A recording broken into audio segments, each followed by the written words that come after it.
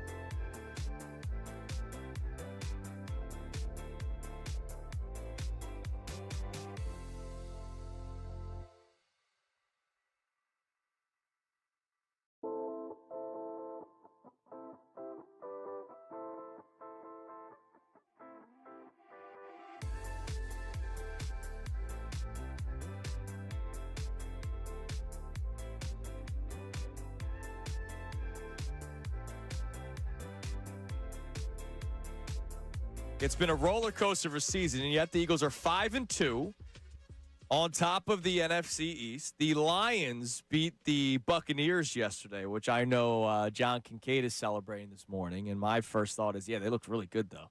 Yeah, they did. I wanted the Lions to be handed a loss.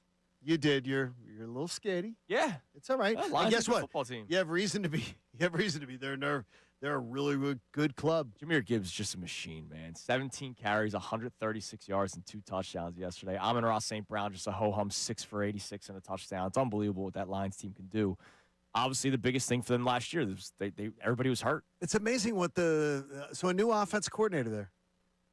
Yep. Yeah, it's amazing. They have scored 55 more points or 45 more points. 45 more points. They've been playing pretty well. Yeah. They did that last year. Yeah. Yeah. Then they lost. The only reason they lost because of injuries. We know that, right? Yes. Well, that was a big part of it. Maybe They running lost. up the score causes a little more wear and tear. On their defense? I don't know. Yeah, their defense was cooked last year. Yeah, Their they defense, They lost 6 starters Yeah, it on was defense. ridiculous. Aaron Glenn, that's why he got a head coaching job, was what he was able to do with that defense last year, Well, he picking may up be- guys off the streets. He could be the worst head coach maybe ever right now. He's yeah. not going to get a second year. Vance Joseph still You think exists. you think he's one and done? Yes. No, I'll guarantee he's one and done. He's gone. He's gone. Gone. All right, so before the season started, we Yes. did what every radio show in the history of the United States of America has ever done. We did our predictions league-wide. Yes. Where did we stand on what? It was September 3rd? Did we do this or September 2nd? We did them on the Wednesday before the season started. So September 3rd, because they opened up 3rd. Thursday, September 4th. The That is Eagles correct. hosted the Cowboys. It was banner night. Nick Sirianni didn't know that, but it was banner night. Yeah, Nick, we told Nick, though. Where did we stand? Where were our predictions before the season started? On playoff teams. As far as well, I mean, like give me something. Give me what you're questioning on, because then it makes. Because I mean, if I get, because then I have to go on. I have to go on each one of you though, because then I have to go with each person. Are you talking about like? Do you want to talk about like who did we pick to win which division or what? Those 7 playoff teams that we did. Well, because then I'd have to read each person's 7 teams. Give me what you want to know. Like who did we pick to win which division? Tell me. Get more specific, because then it's easier for me to give you what I'm looking at. Because if I'm not going to read each person's 7 teams. Give me what are we doing as far as what do you want to know about? Like how do we have number 1 in the? Who do we have number 1 in the? Who do we have winning the East? All right, who did we have winning the East? NFC We had the East. Eagles. Okay. We all had the Eagles. Who did we have winning the NFC North? The NFC North. I had the Packers. You had the Lions. Connor had the Lions. Okay. Where do we stand now? I still go Lions. I had the Packers. No, so wait a minute. I had the Pack. Well, we can't have anything. We're not changing them, right? Like we're just doing. You're just asking me where we have. No, we're not changing them. Just our thoughts now, though. Yeah, what are our thoughts? I'm still now? feeling the Lions. I still feel Eagles, NFC East. I still feel Lions, NFC North. Do you still feel Packers? I'll leave the Packers. Okay. I think both of those are fair choices. I'll leave the Packers where they are. All right, NFC South. We were clear Bucks, right? Everybody was Bucks. Light work. And we all Everybody went Bucks. We all believe Bucks. And we're all feeling Bucks there. Spencer Rattlers look good. Yeah, sure. And the NFC West. Where were we with the NFC West? Because I feel like this is the one where we were all over the place. I was Rams. Okay. You were 49ers. Connor's 49ers. I will say, I imagine the. But we were 49ers. I can't judge you guys on 49ers because it was injuries. Right. And so where we stand today is I think the Rams will end up winning that division. I don't think that's but I don't think that's a bad pick on your parts, because who did you? I'm not saying whose picks are bad. I wonder no. where we stand 7 weeks into this season. Well, I I think you'd all believe the jump. Rams are now the favorites to win that division. You jump on the Rams, but I mean, I don't think that was a bad. No, injuries have killed the Niners, who are still 5-2, by the way, which is amazing. I'll stick with the Niners because of schedule. I'm going to stick with them. Even with all those injuries? Rams got some tough games coming up. Yeah, they do. They do. The 49ers have a really easy schedule, by the way. Easiest in the NFL. And that's why I picked them. But, I mean, I just don't know how many times they can overcome injuries, which, by the way, I was stunned they beat the Falcons this past weekend. So credit to them. Okay, now. The AFC is a mess. Now let's go in the AFC divisions. In the AFC divisional races. In the AFC East, Buffalo. We all said Buffalo. Not changing. I'll still stand by the Bills. I picked the Patriots to be a playoff team. You picked the Patriots to be a playoff team. But I did not. I believe the Bills are still winning that division. Your Patriots being a playoff team is a really good looks really good now. Yeah, 5-2. That's looking really, really good. All right, where were we with the North? In the North, Ravens. All across the board? Across the board. I stand by it. No, but yeah, I mean, you're going to be wearing your stupid hat. The thing is, though, the Ravens, that's not a bad pick. They got ravaged by injuries. They are ravaged. Well, no, their secondary has been bad this year. Yeah, but they got ravaged by injuries. The defense has sucked from Jump Street. Yeah. Like, the defense was bad week 1. That Bills Derrick Henry fumbling. That Bills comeback, I still can't believe happened. But I will stand by it. I still think the Ravens come back and win the division. Okay. Where would you go now? To win the division? Steelers. So you're going Steelers. Yeah, they're 3 games up. I don't think they're blowing a 3-game lead. I'll go Steelers because I want to see you wear the hat. Well, we never made a hat bet. No. Hat. You sort of did say. You did say yes. Now this one, the next one, AFC South. Terrible. Who did we even pick? Texans by default? Texans. I think it was a Texans by. We all said this would be the grossest division. No, we said it'd be the most awful division, so we did get that. We did, but we didn't get it right at all because the Colts are freaking 6-1. None of us had the Colts. So, I mean, that's the Colts was a big miss, and none of us had the Colts go in the playoffs. And the Colts are not falling apart. No, that's the surprise of the NFL season. By the way, though, I had the Jags go in the playoffs. They're in second as a place in the wild division card. right now. I had the Colts go into the Jags go in the playoffs, but as a 7 seed. Right. AFC West. I had the Chargers winning the West. You had the Broncos winning the West. Chiefs win. No, I had Chiefs winning the West. Broncos go in the team. Broncos go in the playoffs. You have the Chiefs winning the West. Broncos go in the playoffs. Yeah. I still go Chiefs. I have the Chargers winning the West. Chiefs as a wild card. I'm saying Chiefs win that division. I mean, the Rashawn Slater injury is also a big reason why they can't do. And Omarion Hampton, you want to talk about riddled with injuries. The Chargers with losing their best offensive lineman and their impressive rookie running back, in the span of 5 weeks. That's tough for them. Connor, your Vikings as a wild card, last pick in. Yeah. Do you think that still is viable or not? I think it is. I do. I do not. I don't think it is. I don't. So many good teams. I don't know if my Falcons as a last wild card is viable. They're Falcons are 3-3. They've had some good wins, but I don't think that's as a 7 seed Falcons. I don't know that that's viable. I mean, they might make it. Cardinals as a 6 seed.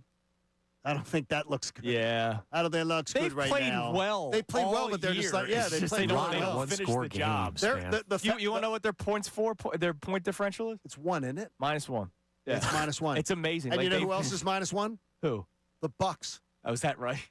The Bucks are -1. They are -1. And they're 5-2, and the Cardinals are 2-5. But so I don't think that's going to work out. Like I thought the Cardinals were going to be a sneak type of wild card team sneak in. So there's some vibe. We had a good read on the league, but we totally missed the Colts. No, I mean the whole world did. But everybody missed. Daniel Jones was asked about it after their latest win. He basically said something to the point where nobody expected us to do. We are your Colts. Oh God, they are our team. Please no. Does that young man know that they're making fun of him? Yeah, but he's thrilled. He gets free. I love that guy. Free tickets. He gets to sing on the field.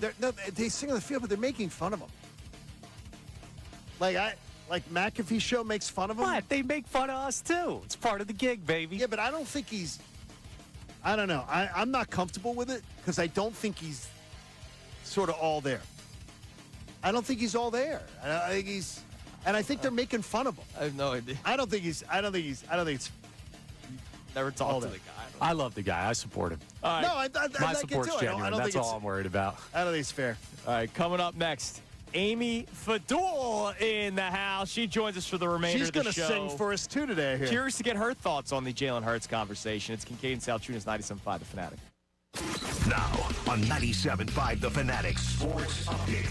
The return of a legend. I'm Connor Thomas, and wow, we got some interesting news from Adam Schefter yesterday. We heard about it over the weekend, but according to an Adam Schefter report from yesterday, Brandon Graham's finalizing a deal to rejoin the Eagles for his 16th season. So definitely a storyline to watch as we head into NFL Week 8. Week 7 wrapped up yesterday with the Lions beating the Bucs and the Seahawks beating the Texans on a Monday Night Football doubleheader. And the Birds sit at 5-2 after a great performance by Jalen Hurts in Week 7 in Minnesota. Nick Sirianni met with media yesterday and talked about his quarterback's desire to win. A lot of people want to win, but are they willing to do the things that winning requires? And I think that's what you get with Jalen. He wants to win in the worst way, and he's willing to do anything and everything that winning requires. We'll hear from Eagles coordinators coming up at 11:30 today. The Flyers took down the Kraken 5-2 last night. Owen Tippett, 2 goals in the win. Sixers open their season tomorrow night in Boston against the Celtics, looking to bounce back from that tough year last year. And the World Series is set. Blue Jays beat the Mariners in ALCS Game 7 last night.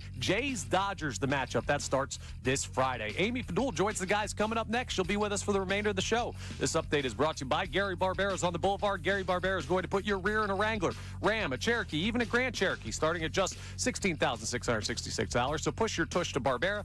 Details at DallasStillSucks.com. I'm Connor Thomas on your home for the Sixers, Flyers, and Union. 97.5 The Fanatic and 97.5TheFanatic.com.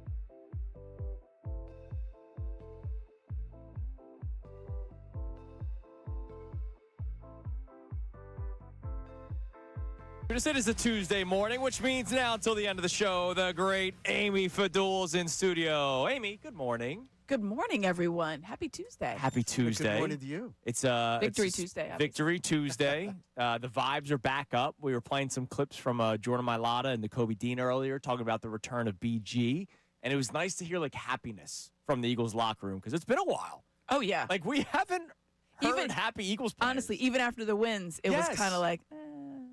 So it's kind of good. Like maybe the vibes are shifting a little bit. Maybe that mini bye once again is the savior of the Philadelphia Eagles. So Amy, our topic today. Curious to get your answer on this. And I was honest at 6:05 this morning. Do you find yourself appreciating Jalen Hurts enough? And I said no. Like I realize how he wins. I realize that he's the leader of this football team, the Michael Jordan aspect, all that kind of stuff. Like I love that stuff, but I still find myself every once in a while being like, man, how do they do it? Like, he doesn't have like that rocket arm. Yeah, it's not super flashy. Yeah. So, of course, he did show flashes in the Vikings game. There were some pretty. Of course he did. But yeah, I would agree with you, and I don't know that I would have thought that. But it was interesting. I was at a fall festival because that's what you do in October on Saturday, and a gentleman comes up, and we're chit-chatting, and he says, have you heard this trade rumor? And people find stuff on the internet. All the time, yeah. Straight up, it's almost like, I can't believe I'm saying this out loud. Straight up, Joe Burrow for Jalen Hurts. And he was like, who says no? And I was like, first of all, that's you realize that's not a real trade. That's some kind of like mine. You live in a cloud. Yeah. No one's doing that trade. That was somebody from Russia typing that up. Did ChatGPT give you that? But I was like, the fact that he was even brought up reminded me of what you just said. I don't think there is appreciate because he was like, I would do that. Okay, you would trade your Super Bowl winning quarterback, right, for a guy that listen. I don't get me wrong. I think Joe Burrow is a top 5 quarterback, but he's injured. Yeah, and he's injured now. All he's been the time. a couple times. So I think he's a winner. But I mean, why would you make that trade? I just don't think Jalen Hurts has it. And what? And I was like. So that made me think of it. I was like, "Why he won the Super Bowl?" And so I does get he it. Not have apparently arm strength, that kind of stuff. But I was, it didn't look like okay on Sunday. I want to play this for you. KFAN is the radio station that has that broadcasts the Minnesota Vikings games. And take a listen to how they illustrate the final long completion from Jalen Hurts to A.J. Brown that kind of iced the game. Here it is, 3rd and 9 from the Eagles 44. Hurts is out of the shotgun. Takes the snap. Harrison Smith blitzes. Hurts loops it up left side. A.J. Brown was uncovered. Caught it at the 20. Heads to the right to the 15. Byron Murphy Jr. brings him down at the 11. And it'll be first down for Philadelphia. A.J. Brown with a 45-yard reception. Man, it feels like we've seen that type of looping completion deep down the field like 5 times today. Oh, that looping completion. Not like, wow, look at that great throw that Jalen Hurts made. What a ball. What a ball. Where's the defense on that? If you're the opposing radio guy, right? Where was the defense on that? Uncovered. Didn't the looping completion. Right. Well, you know what there, fella? It was a completion. Perfect one at that. I wish that we had a little longer audio on that, because if you got to hear Paul Allen talk about what they did the like 20 seconds before that, before they set up the play, they're talking about the 3rd down and what would be the Eagles' strategy. I wouldn't throw here. And he goes, what they said. He was like, well, they're not going to throw here, right? Yeah. That would be so arrogant. Yeah. And they're not going to give the Vikings that much time. So it's got to be a run, right? They're not gonna throw. They're not gonna throw it. And it was like they were saying it's like a lack. It's a lack of respect. It was for like they Hurts. absolutely believed that Jalen Hurts wasn't throwing, and that they weren't going to throw because it was Jalen Hurts, and that they wouldn't be arrogant enough to throw. And why would? It's not going to work. They even used the word arrogant. I believe that would be really arrogant of them to throw, or just throw the dagger. It was. I'm like, it was so awesome to see them do that, and to see that confidence, and to see it delivered so beautifully. It doesn't. They don't ask. It's sort of like on the golf course, and Amy will be able to relate to this. Or I relate to it maybe more than Amy's golf game. They don't ask how, they ask how many on the scorecard. That's right. It's the number you write down. Damn right. You don't ask how you get. Just get the you job just done. got it. There you go. You just take that score and you just move on to the next one. I didn't. Don't ask me That's how I fine. got there. Nope. I got it done. You're listening to 97.5 The Fanatic, WPEN, HD1, Burlington, Philadelphia, a Beasley Media Group station, broadcasting live from the Comcast Business Studio, powering possibilities. Time now for the Kincade Salciunas We Rack. Do you appreciate Jalen Hurts enough? Over that Kraken is my question for everybody today. Good to see. But we'll start Nice, here. Nice big Whether win. or not you Keep it going. appreciate Got a, Jalen Hurts over enough. 500 And I'm record going to and, tell you right away, I will be honest with everybody. I don't. I know I don't appreciate a guy that's won a Super Bowl just 8 months ago, has been to 2 in 4 years as a starter, now entering year 5 as the starter of the Philadelphia Eagles. I know that I don't appreciate him enough. And part of the reason is when I watch quarterback play around the NFL, I love like the rocket arm, right? Like I love the guy that can cut it through the wind. I love the guy that can throw it downfield with ease on a line. And sometimes that's just how sports is, where we have specific wants or needs. Like I like the 100-mile-an-hour flame-throwing pitcher in Major League Baseball a little bit more than the crafty lefty, even though I was a big Jamie Moyer fan. So you like Joe Burrow, the look of a Joe Burrow type. Yes, that's the kind of quarterback that I appreciate. Lamar and what he can do. Patrick Mahomes, Josh Allen, which is why those guys are usually in the top 4 conversation, and Jalen Hurts is on the outside looking in. Justin Herbert? Little credit to I'm not a big Herbert guy. You know that. Okay, yeah. No, you've never been. You've never been somebody stumping for Herbert. No. We never have. Neither one of us have. Okay. But ultimately, when you picture a quarterback in your head. Plan from the very beginning. He was the one that shouted it during halftime. We can do this play. So it was Jalen Hurts. It was the players. I give them the credit before I give Kevin Patullo any credit. Is that fair? How about Patullo gets every bit? I went back and watched the slow-mo game, the 15-minute game yesterday. Okay. Patullo gets credit for the opening drive. Sure. Up until the touchdown. He doesn't get credit for that. Yeah, because A.J. Brown, that was the 4th and 5. The play that was drawn up on 4th and 5 was Patullo's play wasn't going to work. Yeah, they weren't going to get a first down on it, probably. And they maneuvered out of that, and A.J. and Jalen did their own thing. So up until that, though, it was a good drive.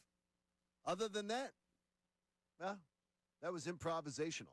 Yeah. It was night at the Improv. So I have a question today for the audience, and I'm really interested. This is one of these days where I'm driving in, I'm like, I wonder what the reaction will be from people.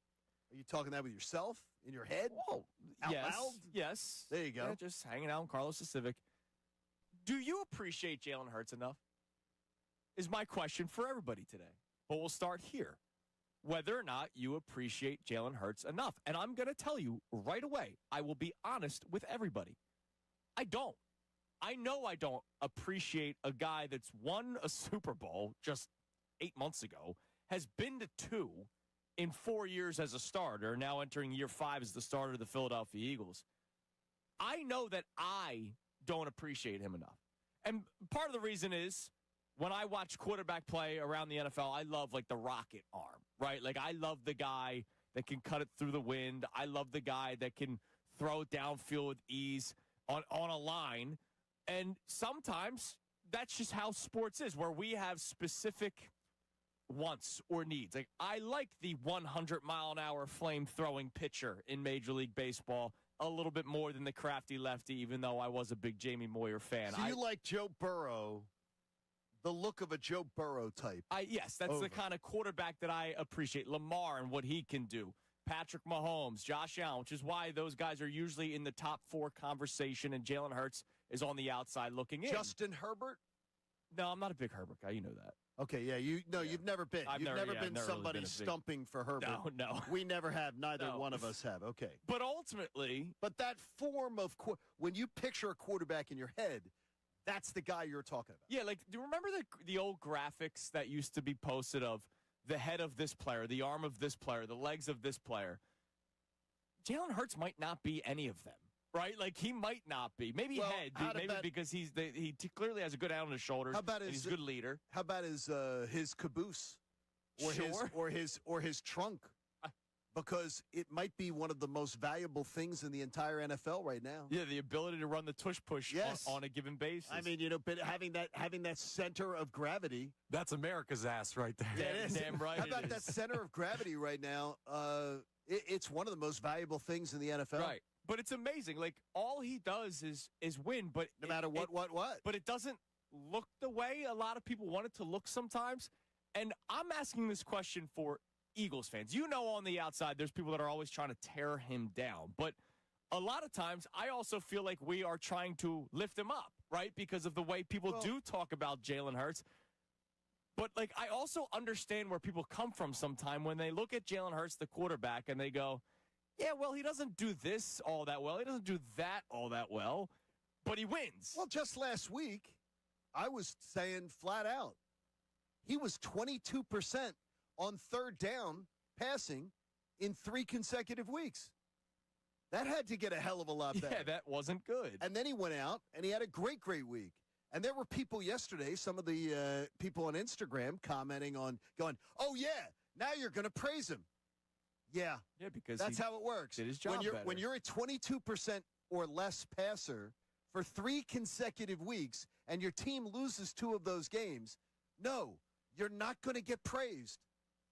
But when you go out and you play like that on Sunday afternoon, you play your backside off, you're going to get praised. That's how it works. Play well, get praised. Play poorly, below the standard that you are always the one preaching about. That's when you get praised. So, you look, Jalen's the one. He sets the standard. Sure. Jalen's the one who says, hold us to a standard. He's the one who wasn't pleased. Do you believe you appreciate Jalen Hurts enough? Yes, I do. Because I think that I appreciate him for the standard that he sets. When Jalen Hurts gives us what he holds as the standard, I think I am one of his biggest advocates. And I also am, I think, one of his biggest defenders. That I feel very confident that Jalen Hurts can get the job done for this franchise. But what I would say is that also comes with a dose of realism that I'm gonna look at him for. I don't expect him to be the guys in the picture in your head. Right. I never go in with that expectation, and so it makes it easier to be a Jalen Hurts defender and to be a Jalen Hurts fan. But it's amazing. Those guys in my head that you just talked about, he's beating all of them. Oh, no, he beats them all. Like, it's unbelievable, He beats them all. So, Connor, I'll ask you. You were there in Minnesota. You watched him put the team on his back, right? Like, he won them the game on Sunday against the Minnesota Vikings. Jalen Hurts, number 1 before anybody else. It was the Jalen Hurts show. Do you find yourself appreciating Jalen Hurts enough? I'm naturally an appreciator. I think sometimes to a fault. So I would say yes for that. He just wins, and I'm a win, no style points guy. Like, I will celebrate ugly wins, bad wins, any W. So yeah, man. Something entertaining to listen to. Middays with Marks is just the solution. Every weekday from 10 a.m. to 2 p.m. 97.5 The Fanatic and 97.5thefanatic.com. Show me a business that's been around for like 40 years, and I'm going to show.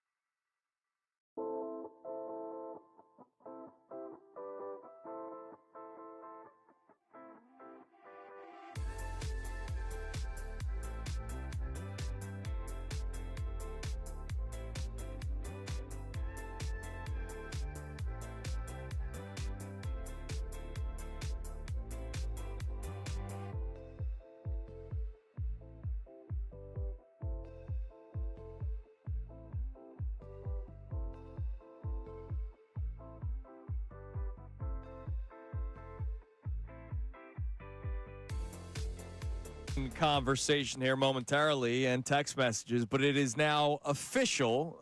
The worst kept secret in the world. Brandon Graham is back with the Philadelphia Eagles. It was announced right around 9 o'clock this morning that Brandon Graham is indeed returning to the Philadelphia Eagles.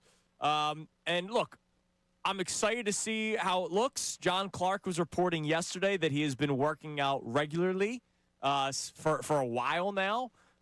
So Brandon Graham looking to be back on the field. I don't know if that means this week, right? Like I'm thinking post-bye, or is he playing? I mean, I would think post-bye. I can't, like, he was planning to play in the Green Bay game, which is post-bye. Okay, but then they were saying the only other game he could play would be the Giant game. So is he potentially trying to play on Sunday? It's the only other game he could play. And I know he's been staying in shape, but there's a difference. There's a difference, yeah. The players would be the first to tell you. They're the first to tell you, like, there's a difference between getting in shape and getting in game shape. And it's not that Brandon Graham doesn't know. Like, BG obviously knows everything it takes to put in for the work, but he hasn't been doing it week in and week out. Even if he has been training, yeah, it's not, his body hasn't been taking the hits, which is a good thing, but also, you know, a little bit more unprepared as far as, like, to bounce back from it. So I don't know why you would try to. I mean, I know you really need that edge. How desperate would it be if he rushes back for the Giant game? Well, if Azeez Ojulari can't play, I don't know what his status is after the hamstring. It would look so desperate if he played Sunday. Yeah. I mean, the man's coming out of retirement, John. Yeah, I know. Think about, all right, if Azeez, let's say Ojulari can't play, right? You have 3. Jalix Hunt, Patrick Johnson, respectfully, he's a special teams guy, but he's playing on the edge, and Josh Uche. And Jihad Campbell. Jihad Campbell played, remember, he played the majority of his snaps as an edge. Right. And that's going learning a new position and on that the is fly. going to be, and that's going to be what maybe he's a doing. future. I think that's what he's So going you to have be 3.5 if Ojulari cannot go. And you have 3.5. Because I'm not sitting here saying that Jihad Campbell's like, yeah, I feel very comfortable with him playing a position that, you know. Jihad Campbell, it's like see quarterback, hit quarterback. Exactly. Right. Okay? That's what I want him to do. Jihad Campbell played quite a few snaps, quite a few games of that in his college career. Sure, I understand. At Alabama. And he's been in that rotation certainly now. Yeah. But ideally, there's a reason that you need this kind of reinforcement is, you know, there's only one edge rusher that had more than one sack. Right. He just retired. Right. And that's he was there 5 minutes before now, the season Nolan started. will be back for the Green Bay game, hopefully. Yeah, that was the hope from the beginning. So I remember when Adam Schefter So if he's back reported for that. Green Bay, and then you bring in Brandon Graham, Now and you got bring some back reinforcements. then you're feeling, wow. Now you feel like you're a lot better off, you know, at that point. But if you rush back, don't rush him. Yeah, back. I feel like you try to ease him in. You see how he is this week. Obviously, you know, he gets out there and practice. I just don't know in what scenario you would want him, because let's be honest, like last year he surprised a lot of people. Incredible last year. Right? An incredible final year. Couldn't believe 3.5 sacks, 11 games. He was playing, you know, the majority of the snaps. Yeah, he was playing like 50% of the snaps. It was. I think it was like 50 to 55% of the snaps. You're thinking here was a guy in his last year was going to go out there and play like 30%. Yeah. All right, here we go. And he didn't. He played at a very high level. And I think one of the reasons that he even said at his retirement press conference was, yeah, I just won a Super Bowl. If I didn't, I would absolutely be banging down that door to come back. He straight up said how he decided. Howie Roseman made the decision. And so in his statement, he said, quote, I didn't really want to retire in the beginning. And so, again, remember, Howie Roseman sort of made the decision for him. John Clark reporting it's his understanding that Brandon Graham has had a hope of returning to the Eagles over the last month. Once Zadarius Smith retired, the Eagles then reached out to Brandon Graham. They're like, hey, you still now it's time. You still interested? Because this guy just up and left out of nowhere. So do you want to come and play with us again, please? But like also look at it was like you said one of the worst kept secrets. But you saw the faces of the players when they were talking about Brandon Graham. I think you can't underestimate that aspect as well. We were talking earlier off air like how much different this team seemed, and we talked obviously on air about it too. Yeah. They did seem lighter. They did seem a little bit happier, as they should from a win like that. But now you get one of the leaders back in this. And so when everybody was thinking, oh, this is 2023, that was a big thing. Like, oh, where's the leadership? Well, you know, I don't think that that's the problem with this year's locker room, but it certainly is not going to hurt having one of the most beloved players come back through. To your point about the players just glowing, hearing that he was coming back, here was Nakobe Dean yesterday outside of his locker. No matter if he come back in any capacity, if he play every snap or no snap or do, it don't matter. The energy that BG brings is unparalleled. So that just to have a guy in the locker room like that, it'll be great. And he still can ball, for sure. And he can still ball for sure, which is great. But I love that. See, that's the answer. But that was the end. Like, the first part was just like, he's just happy. Like, they're happy that he's back. And look, it has not been a vibe high season for the Philadelphia Eagles. So maybe this is just something, even if it is just a quarter of the snaps, maybe it's the role we expected him to have last year. It's just this season. The last answer is most important, though. And Nolan Smith talked about how he brought him along. You want Jahad Campbell to start running it? All right, here we go. Sure. Why not? So Brandon Graham, that's a great point, officially back. We can get your immediate reaction on the text line or the phone line, 610-632-0975. Coming up next, we are a day away from the Sixers season opener. And John Kincade has some over-unders to run by us for the season. I want to know where Amy's betting. We'll get on the record with that next, and more reaction to Brandon Graham returning and the appreciation for Jalen Hurts. Do you feel yourself underappreciating Jalen Hurts at times? It's Kincade and Salciunas, 97.5 The Fanatic.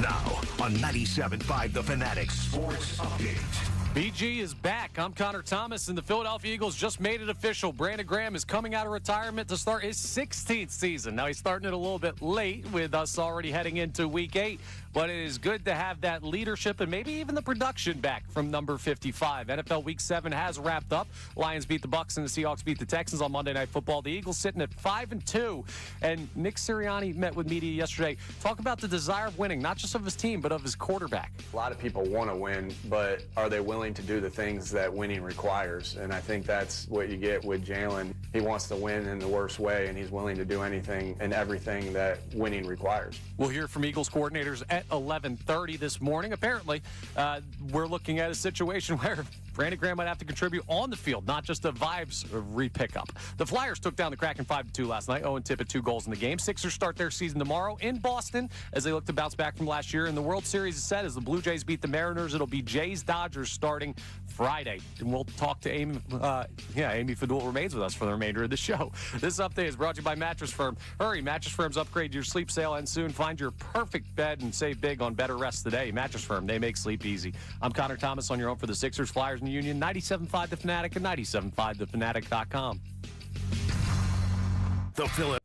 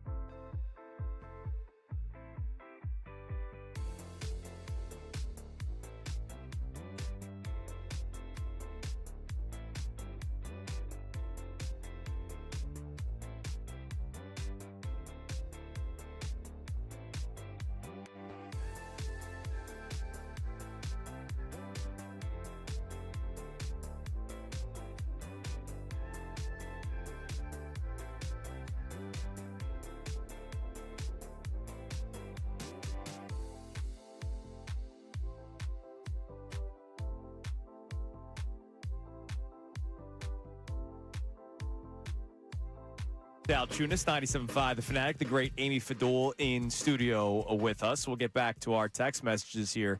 Any reaction on Brandon Graham? Because I just saw, by the way, John Clark saying that Brandon Graham says he might cry running out of the tunnel again on Sunday.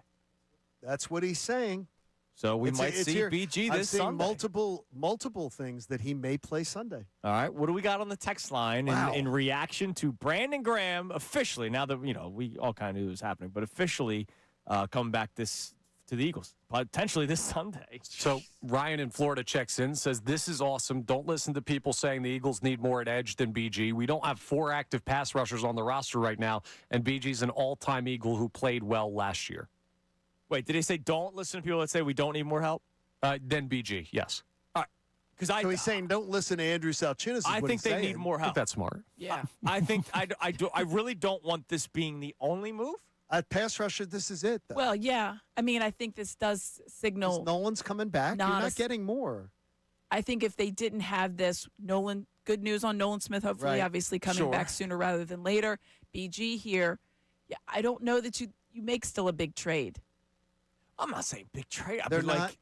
They're going to. They got to go to corner. They got to go to offensive There's not line. another veteran edge rusher that could be available. Knows everything about your system and can kind of hit the ground running. And how many draft picks do you want them to use? Yeah, I mean, I think there are edge rushers out there that could probably be of service. But what is the lead time for a guy like that to get up to speed? If he's a bit on the shelf, you know what I mean? So I feel like that's a 6 1/2 dozen. Okay. Like Brandon Graham's already in house. And you don't want other stuff fixed that is glaring? Like cornerback 2 is still a problem. To me, this I've been consistent with it. I think since before the season started, I've been more worried about the pass rush, and to me, I stand by it. I mean, I think it cures more ills. Quarterbacks are very comfortable against the Eagles. They are very comfortable, and that helps the back end. If you have a good pass rush, it helps the back end of your defense. Like that's But yes, the cornerback situation is still a great worry, and there's no doubt about it. And if you get a good cornerback, if you get another veteran corner in here, then that gives, if there's more guys being covered well, then that helps your pass rush get home. That helps them get home. I just look at it reverse from the way you look at it. I look at it like I need heavy on the pass rush, therefore there's not enough. Yeah, like whatever veteran quarter, you're not getting Darrelle Revis, right? So, I'd rather have. You're not going to go out there and get a pass rusher that's going to be, exactly. So, I mean, same type of thing. I need more bodies up at the front. But look, I'm excited that Brandon Graham is coming back. What else we got? This texter says BG can't fix the cornerback problems or the offensive line problems. Okay, but you do have problems at the edge. So like it's good that Brandon Graham's coming back. Like is that texter saying this is not a good thing? I think they're just saying it's not as an impact in the place where they need Brandon it. Graham, they're not all of a sudden going to the Super Bowl because Brandon Graham's back. Like they were anyway. Like they still have a lot of issues that they need to fix, but like this is a step in the right direction. They needed bodies. Right. They have 3 edge rushers. They needed somebody. No, but this is good. But the thing is that there's other. I'm telling you, they need something on the offensive line. They need another veteran body on the offensive line. They do. This offensive line is thin. It's perilously thin. Like, it's perilously thin. That's a real lean market. Yeah, that's what I was going to say. Like, that's a real lean market. Like, you made your trade for Fred Johnson. Can he? Well, Fred's a swing tackle. I know, and you're not going to move him to the inside because that's just in case you need him on the outside. You will. You're right. It's the toughest market to trade for right now because everybody's interested in it. Right. Yeah. And there's just not a lot out there. Oh, we've got an update from Ryan in Florida who your question about the edge thing. He says, I meant to say don't. Okay. Like, don't need more. They do need more. Oh, okay. Yeah. Thank you. I was going to say. He's just saying BG doesn't restrict them from going and getting more. I see. All right. Okay. Yes. Sorry about that, Ryan. Yeah, we were very. That's okay. Well done. Thanks for chiming back. I don't want them to be done. Like, just because Brandon Graham's come out of retirement, this is a great feel-good story, and I do believe he will help in a limited role. Like, I need them to still be active in the market there. All right, we are a day away, Johnny. It is. From the Sixers tipping off the 2025 campaign. I'm so much more excited than I was a month ago, and I think that's where when I was putting this together yesterday, I'm going, I'm so much more excited than I was a month ago. Welcome to the ship, brother. Because of Joel Embiid, the hard work he's put in. He's been obviously incredibly dedicated. He's been obviously we're very smash dedicated the champagne to it. It's bottle good. on the so boat. let's see, and let's hope that it works out. I have 5 preseason bets for you, and I need to know from the 3 of you how you would go. Amy's betting cookies, by the way. She only bets cookies. Okay. So on the 2025-26 regular season, here are some over-unders for you. 2 on Joel Embiid, 2 on Tyrese Maxey, and 1 on VJ Edgecombe. Okay. All right, regular season. Points per game. Joel Embiid. This is just on the amount of – you can bet this. This is over-under. Over-under. Okay. And you can bet this, and if he ends up playing 20 games, if he ends up playing 40 games. Right, whatever the number is. Whatever it is. Okay, so there's no minimum. No minimum. 27.5 points per game, Joel Embiid. I'm going to go under. I'm going to go over. I'm going under based off of his comments recently. We got Connor. I'm also going under. All right. Yeah. I'm shocked you're both going under. He's talked about it the other day. Now, I think he's full of you-know-what. I don't know if you know where I'm going at with this, Amy. I do. He talked about how he's always wanted to swing the ball around more. Now, A, I think you're full of it. And I love you, but I think you're full of it. B, you have not had players to swing it to. Correct. Right. Like Furkan Korkmaz was one of your options to swing it to. He sucked. But you might actually have options this year. And with this young blood in VJ Edgecombe and Tyrese Maxey, go. Okay. Rebound, go. Yeah, Joel that's the Embiid thing. might not make it past half court some possessions. The pace at they're going to play at is going to be interesting. But I asked Joel Embiid about that because it was the overriding thing at media day. It was like speed, pace. And he's like, I would love to do that. And I was like, I just looked at him. I'm like, you gonna be running up and down the court, Joe? And he goes, absolutely. I'll believe it when I see it. So I'm going under. Where are you, Johnny? I'm going with Amy. All right, so over. 2 overs, 2 unders. All right, 20 for the regular season, Joel Embiid, rebounds per game. Over-under is set at 9. Ooh. I'm going to go under, but barely. I'm going under. I'm going to say like 8.5. I'm also going under barely. I'm going under. I'm going under as well. Okay, we're all going. I think their Barely style under. is no longer as Joel Embiid-centric as it has been in his career. All right, Tyrese Maxey, points per game, over-under 25.5. That's a high number. That's really high. Going under as well. Under, but not by much. By the way, these are under. the numbers on the betting apps, too. Yeah, I'm going under. 25.5, I'm going under. Yeah. Tyrese Maxey, assists per game, 5.5. Over. A Also lot of transition I'm going buckets. over.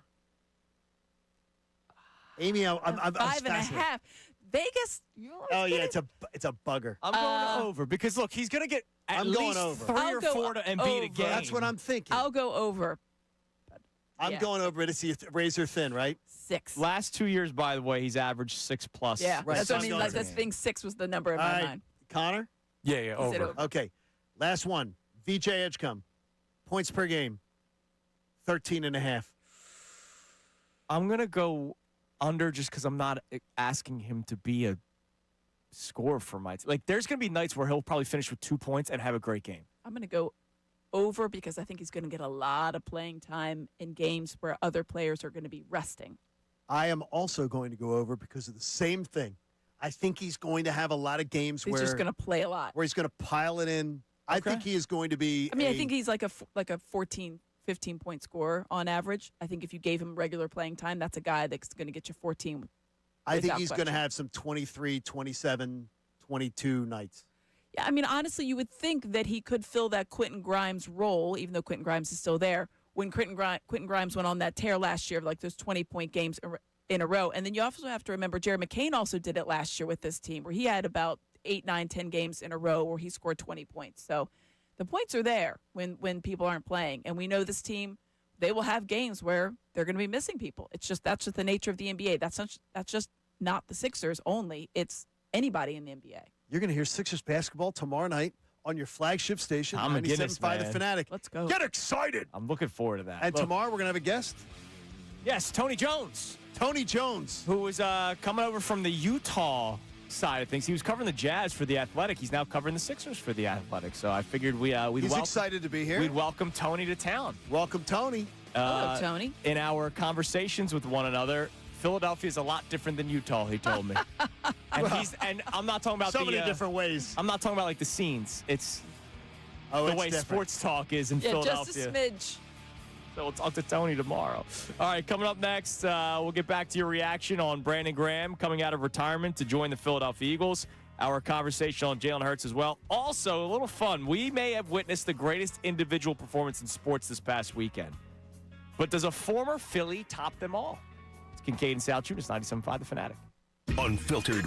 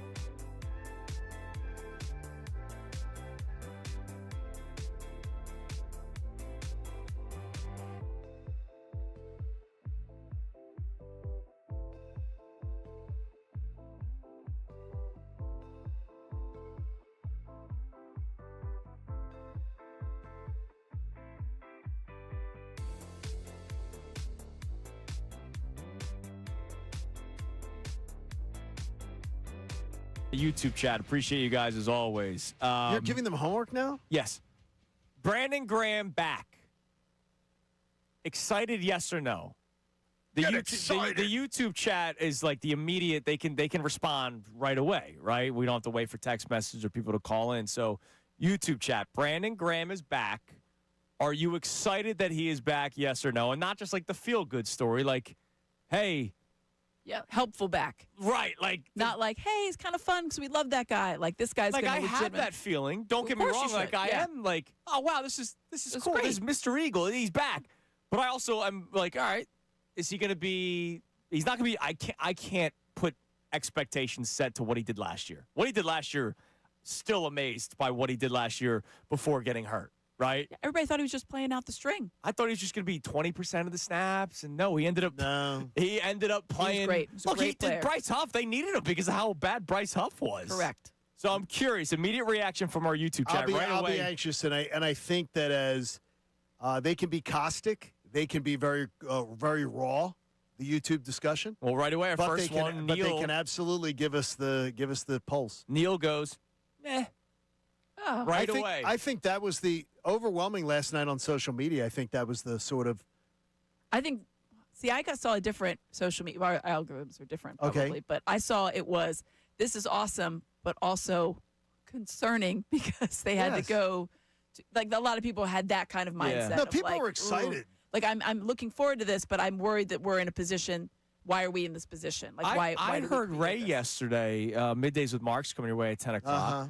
Ray was like, "I'm worried that he comes back and it's bad, and like that's my lasting memory of Brandon Graham. Right now, your lasting memory of Brandon Graham is sitting at a podium, 2 Lombardi trophies next to him. Nothing's going to tarnish his Nothing legacy. will tarnish it with me. To me, I've seen that. I think that I'm not going to put that out there on him. Brandon Graham knows if Brandon Graham can play. So if Brandon Graham says he can come back and play, I think he believes that, and I believe him. So I don't like the idea of just putting it out there of like, oh, well, he might. Well, you don't know what he's going to do, so don't think that he's going to. More importantly, he's trying to help us. You can't tarnish a legacy, in my opinion, by coming back and helping a team. Tarnish, but like Jason Kelsey, the lasting memory of Jason Kelsey is him crying with his helmet on. Walking around the field, I'm telling you, my see, that's not my lasting memory. Yeah, that's my not my last memory. All right, fine. My last memory is that Tampa Bay game, Jason Kelsey shaking his head, walking around that field in Tampa Bay. That's my last memory, but it certainly isn't my overwhelming memory and of Jason Kelsey. And in 5 and in 10 and 15 years, you're not going to remember those as much as you are. Right. No, absolutely not. All right, so a couple immediate responses. Certainly doesn't tarnish anything. So Neil gives a meh. Steven goes, BG can help immediately from a locker room perspective. Raw says, no, I can't picture BG making a difference on the field. MBD, BG is 37. I have really low expectations. Mopar, my expectations are no expectations. And then Greg says BG will only help. Don't sweat the small stuff. I think the idea of BG helping the younger guys, BG helping behind the scenes. I mean, Nolan Smith was effusive in his praise. Yeah. Huge. The only reason I took the step that I did was because of Brandon Graham. Brandon Graham did this, this, and this. That's going to be an overriding theme, I think, for a lot of these young guys as they continue their career, what some of the players did, namely in this case, Brandon Graham. But here you're asking Jahad Campbell to try a new-ish position for him at the NFL level. Here you go. Learn from one of the best. Sure. All right. I want to have some fun with this. Curious to get your opinions on it. So Fox wrote an article yesterday comparing Shohei Ohtani's NLCS Game 4 to the other greatest feats in sports history. In case people don't know, Ohtani hit 3 home runs. It was amazing. And struck out 10. It was amazing. In a closeout game. You'll never see that ever again. It was so incredible. It'll never happen. Ridiculous. A ridiculous performance by... Unless he does it again. And you know what? He might. Like, you never know. Surprise me. He might be able to do it again.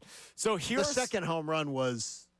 It left the park. It left the park. That was incredible. I put out, and it's funny. I love my fellow Philadelphia fans. I said this must be AI. Nobody can actually hit a ball that far. And everybody sent me the Schwarber home run. There's a difference between hitting it down the line and hitting Schwarber's it right. was a bomb too. Yes, but right center, like that. It left the park. One of my nephews was in the park, and he just goes, "That was stupid. That was stupid." He goes, "This unbelievable." It reminded me of Bonds hitting to the third deck at Citizens Bank Park off John Lieber. Like that ball still has not landed yet. No. All right, so here are the other most impressive feats according to let's see here. Oh, there's no name to the article. Okay, it's probably just cold. Probably AI. Probably AI. Yeah. Don Larson throwing a perfect game in the World Series. Great, impressive. Like yes, that's incredible. That's great. Ridiculous. Don Larson going perfect game, but he went 0 for 2 at the plate. So 0 for 2. Oh, he stinks. Bum. Wilt Chamberlain obviously scoring 100 points if it actually happened. Which some people contested it didn't. I can't. I'm with all due respect, because I'm sure Pete is going to come after me. Secretariat. That's What? It's a horse. That's a horse. It's First of all, not. It's you guys, not an athlete. I will. That's ridiculous. No, it is an athlete. It's a That's horse. But I'm not gonna go Secretariat versus Shohei Ohtani. You can't do Secretariat versus I don't Shohei think Ohtani.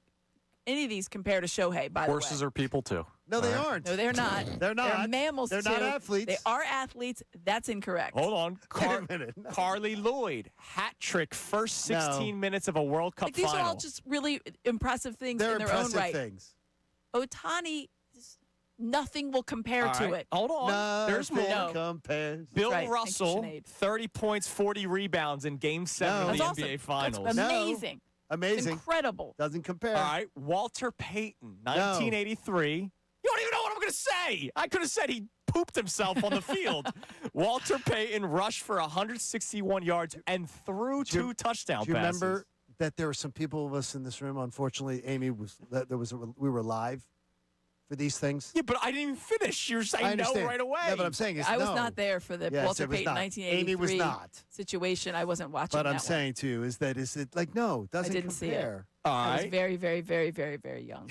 Now there's a couple others, but I'm afraid I'm gonna get shot down before I even read it. Sure are. How about Rick Wise? Nope. Any other animals? No hitter and 2 home runs in a game. No. Here's the problem I have with all of these. Those are one-offs. Did Rick Wise ever even think about doing any of that other stuff again? Well, this is the greatest one performance. Okay, but Shohei is going to do that again. might. He has already done that before. He's already hit 2 home runs and struck out 85 people. He hit 55 and he struck out a dude that hit 56. I mean, come on. Like, now. what's happening? It's unbelievable. Let's just say. Give me what was the Rick Wise one? Rick Wise was throwing a no-hitter while hitting 2 home runs in the game. Here's cool. here's where we get to a It's problem. close. Ohtani 3, but not no-hitter. You got it. Because they took him out.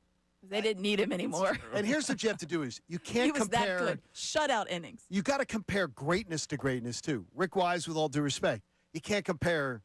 You got to compare. Well, that's why all Secretariat right. comes into play. Right. We got to compare humans to humans. No, we don't. Hang on now. Ohtani walked 3 guys. Now, I don't. Oh, for the love of Pete, I don't, Connor. I don't think Wilt, if he's on that mound, walks 3 guys. Also, compare who I Wilt. love these You might conversations. hit, you might hit somebody. And compare who Wilt was competing against. No, that's absolutely the fair. plumbers thing. Jim Lyman's And it is the truth who Wilt was Jim Lyman's competing gonna- against. Jim Lyman's gonna- I just Like wonder if gym Ohtani teachers. had his over that game. That's the only thing I need to know about. I do need to ask you guys on a fun thing. Is there anything else close on that list? Because you're giving us like random ones. Because I mean, seriously. Well, it's single game performances. Yeah, it's single. I don't know. I don't think the greatness matters. Like, and also the stage matters. The stage of it being Right, like the Game 7 Right, the- situation the for the world, NLCS for like matters, Don or- Larson, like you're in the World Series, like that's Right. impressive. I do have to ask though quickly if Amy falls with team Middays with Marks, or if she falls with where we went earlier. On the Phillies offseason quickly. Earlier today, yesterday, the team of Middays with Marks, which includes your friend Ray Dunn and that great John Marks, they were lamenting that the Phillies outfield situation next year could end up being a Marsh platoon, Bader, and then Justin Crawford, and saying it's not good enough. We can't win a World Series with this, and they were lamenting that. But then they were also saying you got to give Schwarber whatever he wants to come back, and you have to double down and sign Real Muto. So I said, the reason if you go sign Schwarber and you sign Real Muto, that's why that you is your have that. outfield. That's why you have an outfield. That's your like- outfield. That's why you're having a big lots outfield. Yeah. So I say to you, are you in on signing Schwarber and Real Muto and accepting that you're having a big lots outfield? I am. Thank you, Amy. So Amy's with that. So I do not want to hear any complaints. Well, it's when the outfield lets this team down again, and this team doesn't meet expectations because of we don't have an adequate outfield. It's because of I wouldn't say that that's an inadequate outfield. to win a World Series. It's Weston Wilson's not out there, is it? Well, he's going to have to be one of your outfields, probably. You Or never him know or where Kemp. he's gonna Him or show up. Kemp. By the way, can I say something? Yeah. I mean, it is the Kincade Can Salciunas. I say something?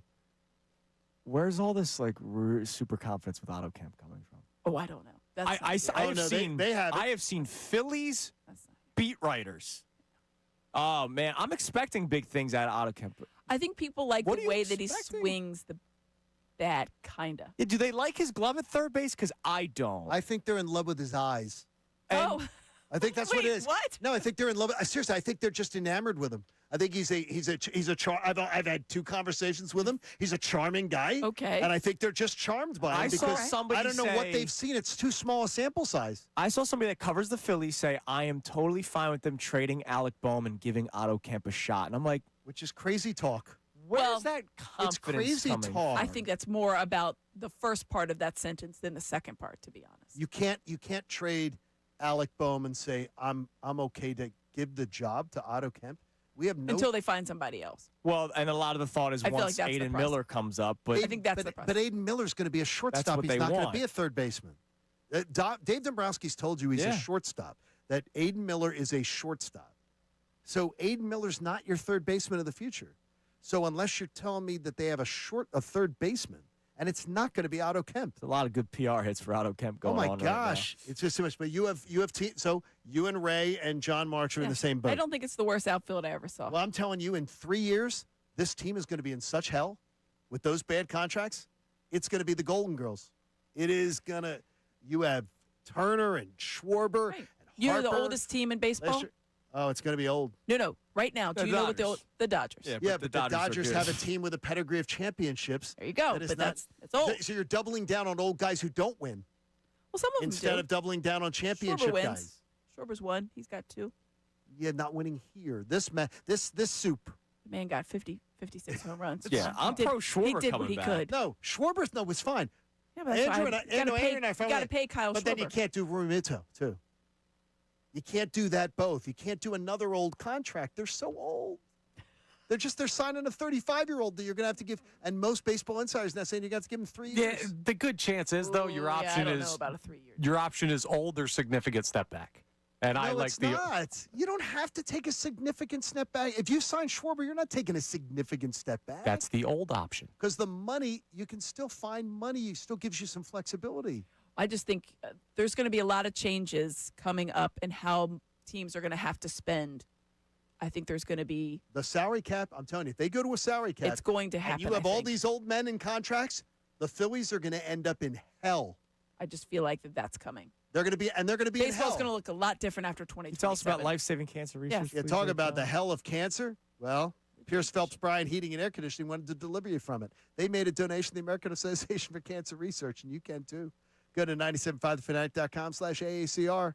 I'm living proof 3 times over. Cancer research saves lives. Amy, you're the best. Thank Thanks, you as Amy. always. Thanks, guys. Good to see you, Middays Amy. with Marks comes your way next. Harry Mays in studio today. We'll talk to you tomorrow here on The Fanatic. Now on 97.5 The Fanatic.